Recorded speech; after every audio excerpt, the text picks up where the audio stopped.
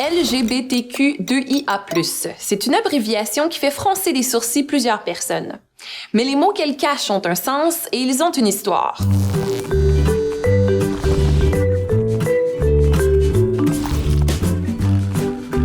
Prenons le terme bisexualité. Ça a longtemps été utilisé dans la botanique pour parler des plantes qui ont les deux sexes. Encore maintenant, c'est parfois confondu avec l'intersexualité, soit le fait d'avoir les deux sexes. Mais depuis les travaux d'Alfred Kinsey et sa fameuse échelle des orientations sexuelles, on dit qu'une personne est bisexuelle lorsqu'elle est à la fois attirée par les hommes et par les femmes.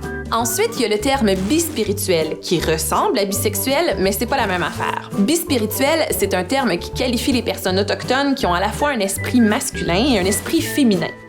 C'est plus une identité. Et avant la colonisation, les personnes bispirituelles étaient considérées comme ayant un don. Mais les colons chrétiens les ont persécutés.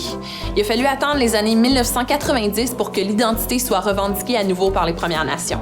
Le terme homosexualité, lui, provient de l'allemand. Son apparition date de 1869 et c'est attribué à Karl Maria Kertbeny, un militant des droits de la personne. Avant l'apparition du mot homosexuel, on disait que les hommes gays étaient des sodomites. Ça, c'est un terme qui vient de la Bible et c'est très péjoratif.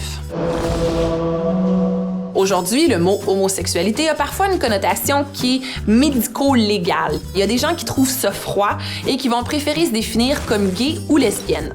Parlons des lesbiennes. C'est intéressant de constater qu'il existe assez peu de documentation sur le lesbianisme à travers l'histoire. Alors que du côté des hommes gays, il y a des archives judiciaires. Pour les lesbiennes, la majorité des écrits proviennent de la plume d'hommes qui en parlent en laissant transparaître une vision un peu patriarcale ou fétichiste. Il y a aussi le terme saphisme qui est utilisé pour parler des lesbiennes. Ça provient du nom de la poétesse grecque Sappho qui aimait les femmes et qui venait de l'île de Lesbos. Pour parler des lesbiennes, il y a des qualificatifs qui leur sont associés, comme par exemple butch. Ça, c'est une abréviation du mot butcher en anglais, boucher, qui évoque une apparence masculine. À l'inverse, femme est une abréviation de féminine. Mais les lesbiennes ne sont pas obligées de choisir entre être butch ou être femme, et elles ne sont pas obligées de se matcher en fonction de ça non plus.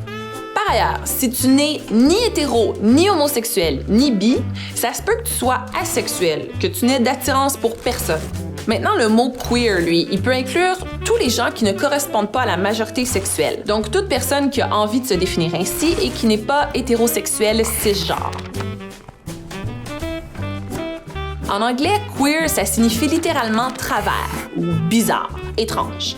C'était à l'origine utilisé comme une insulte, mais les gens qui étaient qualifiés par le passé de queer se sont réappropriés le terme et lui ont donné un nouveau sens. Aujourd'hui, queer, c'est un rejet des normes sociales sexuelles.